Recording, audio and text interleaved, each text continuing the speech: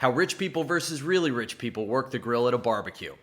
Okay, who's illin' for a grillin'? What does that even mean? I've got hot dogs and burgers cooking on my Firemax Echelon 40. 5 burners and over $5,000. That's some machine. You sure you know what you're doing? Please, when you drop this much paper, the meat cooks itself. Well done. Thanks. No, well done as in it's burned and somehow raw in the middle. Okay, everyone spit out your food. You're eating E. coli. Here, try this. It's like pure butter. Your grill must be insane. Just some hot stones I buried out back. Peruvian pancha mancha.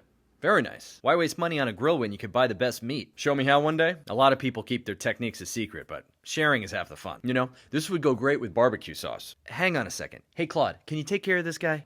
Drop the barbecue sauce, and no one gets hurt.